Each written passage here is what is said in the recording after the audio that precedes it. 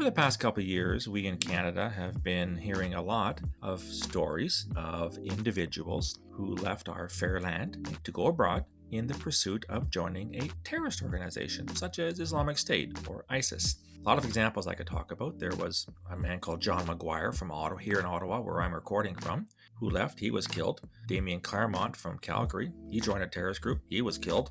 Andre Poulain from Timmins, Ontario, way up north, joined a terrorist group. He was killed. And the list goes on and on. There's also an interesting bunch of people who tried to go and join groups like ISIS, and yet, because they were incompetent or just a bunch of wankers, they were unsuccessful. Very famous case is a woman called Rehab Dugmash, who tried to join ISIS a couple of years ago, got as far as Turkey, got turned around by the Turks, sent back to Canada, was not arrested or charged, and a while later, she ended up going into a Canadian Tire, which is kind of like a hardware store here in Canada, armed with a golf club and I believe a bow and arrow, as well as a knife, and she attacked some employees and thankfully didn't hurt anyone seriously before she was in fact tackled and arrested, and then she was found guilty, I believe, lately of trying to join a terrorist group, and then of course, now carrying out a terrorist attack in Canada. Now we have this interesting case of a woman in Toronto named Haleema Mustafa. She's from Markham, part of Toronto. She was arrested just yesterday, and she's to appear in court today. This is Thursday, the 27th of August, and she is facing 2 charges: leaving Canada to join a terrorist group and participation in a terrorist group itself. What's interesting is that her husband, his name is Ikar Mao, was charged with the same 2 offenses last December, and he remains in custody. So here we have Mr. and Mrs. decided that joining ISIS was a good idea. Both been arrested, both been charged. Now, it's important to point out they've been charged. They have not been convicted. We'll have to see how the trial goes. But what fascinates me is that they sought to join ISIS in 2019, i.e. last year. Now, why is this important?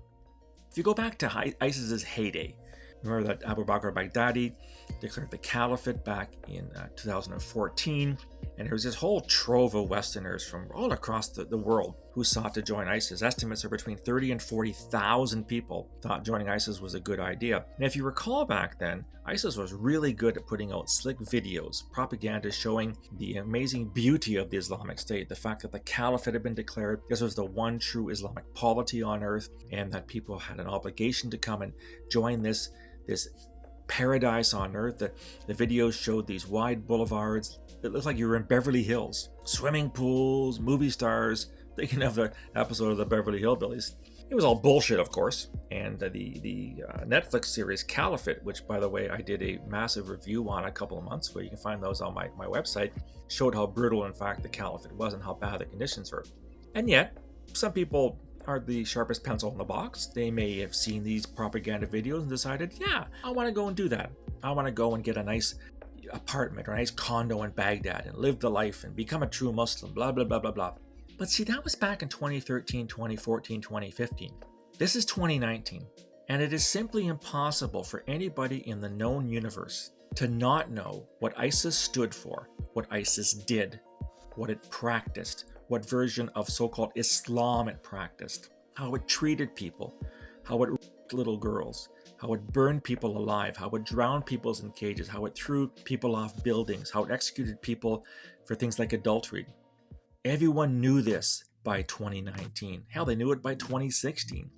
So how is it that this Canadian couple decided in 2019 to go and join ISIS? Now, as it turned out, they did so unsuccessfully, which is good. They've both been charged, which is good.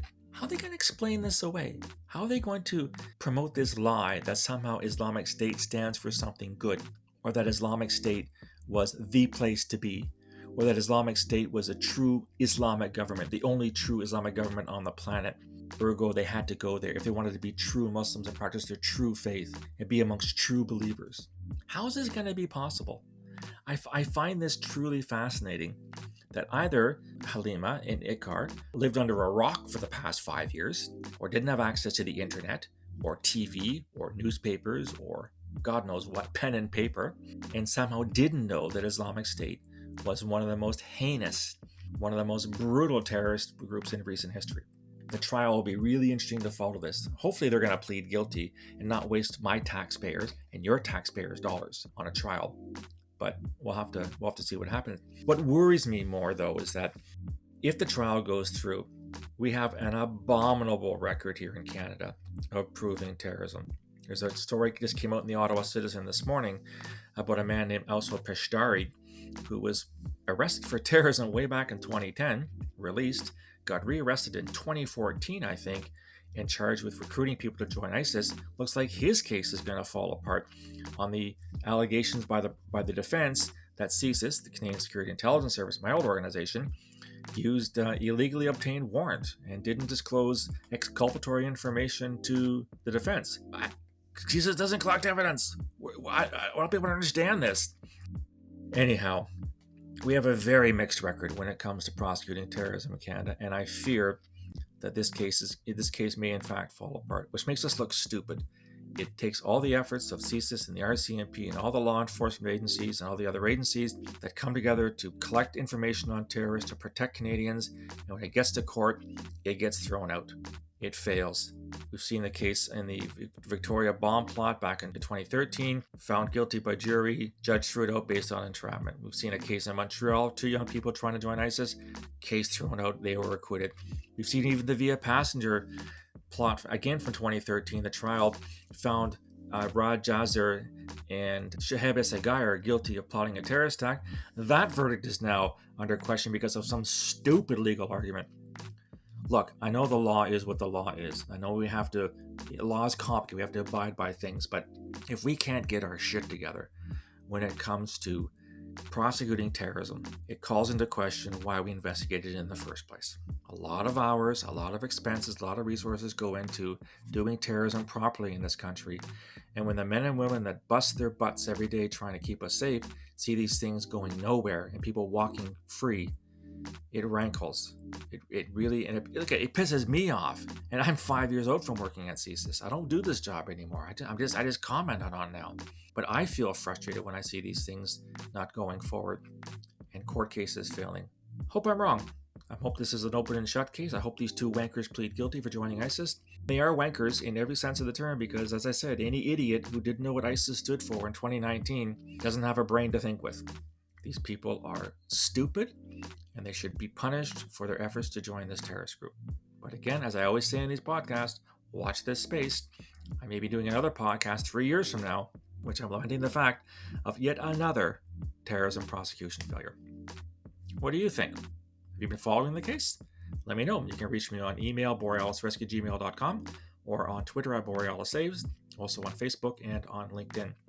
If you like this content, want to subscribe, go to my webpage, borealisthreatandrisk.com, hit the subscribe button. You'll get a free daily digest of all podcasts and blogs, all the material I produce, once a day, free of charge, to your email inbox. Love to hear from you. Ideas on this story or ideas for other stories you might want me to cover. I'll talk to you again soon. Until then, stay safe.